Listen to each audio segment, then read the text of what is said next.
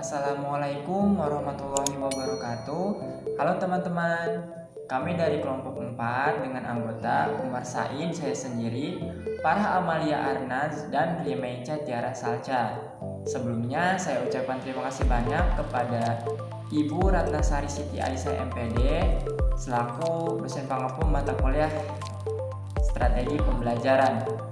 Nah, pada video pembelajaran ini kelompok kami akan membahas tentang daya hantar listrik, larutan elektrolit, larutan non-elektrolit, dan juga yang lainnya nih. Wah, penasaran kan? Yuk langsung simak aja ya videonya. Daya hantar listrik dapat dikatakan sebagai suatu parameter untuk menunjukkan kemampuan suatu air dalam menghantarkan arus listrik.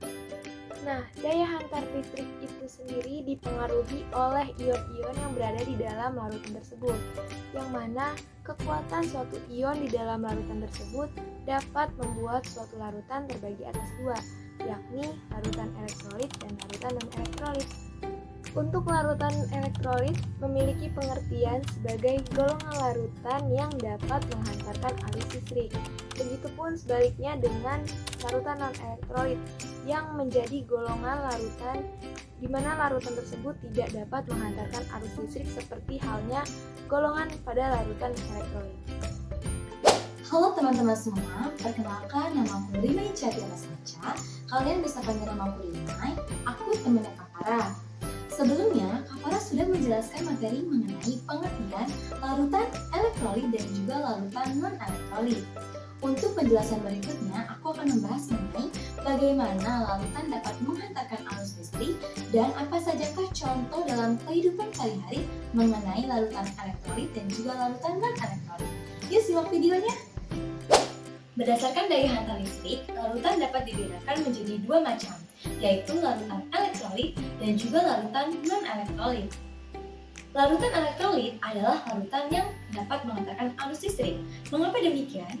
Hal ini disebabkan karena pada larutan elektrolit adanya muatan yang bergerak bebas yang dihasilkan dari ion-ion yang berasal dari molekul dalam larutan tersebut.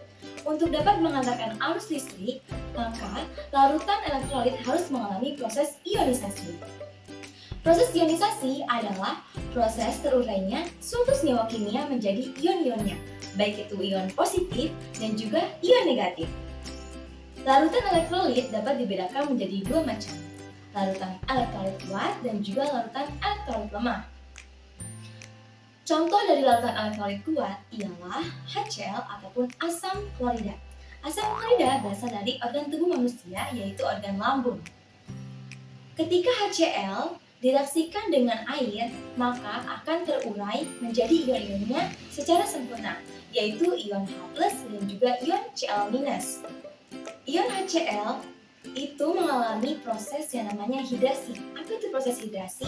Proses hidrasi ialah proses di mana HCl dikelilingi oleh molekul-molekul air, di mana H+ akan mengikat pada oksigen, ion oksigen, dan pada Cl- akan mengikat pada ion H+.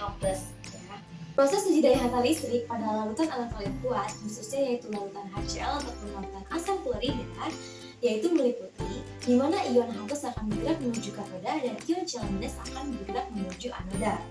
Elektron akan bergerak dari baterai menuju katoda yang bermuatan negatif, berlanjut ke larutan dan diterima oleh ion-ion positif, yaitu ion H+. Kemudian ion-ion negatif tersebut, yaitu ion Cl- akan melepaskan elektron yang dimilikinya ke anoda-anoda. Kemudian berlanjut ke lampu sehingga lampu akan menyala sangat terang dan terdapat banyak gelombang gas pada sekitar elektronanya. Hal ini dikarenakan pada larutan elektrolit kuat itu mengalami proses ionisasi secara sempurna dan memiliki derajat disosiasinya itu adalah 1. Larutan elektrolit lemah. Dalam kehidupan sehari-hari, larutan elektrolit lemah adalah cuka dapur ataupun asam asetat. Ketika kita melakukan uji daya hantar listrik pada larutan elektrolit lemah, yaitu asam asetat direaksikan dengan air, maka akan mengalami ionisasi. Namun, ion yang dihasilkan dalam jumlah yang sedikit, tidak begitu banyak seperti halnya pada elektrolit kuat. Reaksi asam asetat menjadi ion-ionnya yaitu ion CH3COO- dan juga ion H+. Reaksi yang terjadi adalah reaksi reversibel yang ditandai dengan adanya tanda panah bolak-balik. Proses yang terjadi pada larutan elektrolit lemah untuk CH3COOH atau asam asetat yaitu di mana ion H+ akan bergerak menuju katoda dan ion CH3COO- akan bergerak menuju anoda. Elektron yang bergerak dari baterai menuju katoda yang bermuatan negatif berlanjut ke larutan dan ion-ion positif yang diterimanya yaitu ion H+ pada larutan.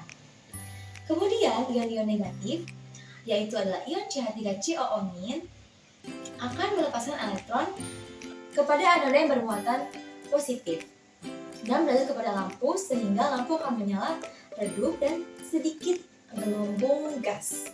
Hal ini dikarenakan pada larutan elektrolit lemah itu memiliki derajat disosiasi lebih dari 0 dan kurang dari 1 mengalami proses ionisasi secara sebagi. Yang terakhir adalah larutan non-elektrolit. Larutan non-elektrolit adalah larutan yang tidak dapat menghantarkan arus listrik. Mengapa demikian? Hal ini disebabkan karena larutan non-elektrolit tidak mengalami proses ionisasi menjadi ion-ionnya. Contoh larutan non-elektrolit dalam kehidupan sehari-hari adalah larutan gula atau larutan glukosa.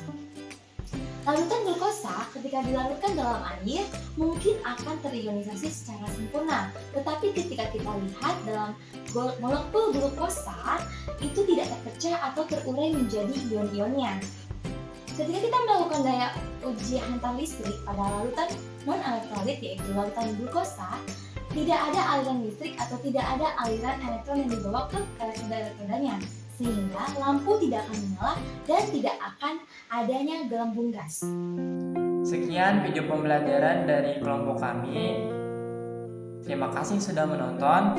Hasta la vista. Bye-bye.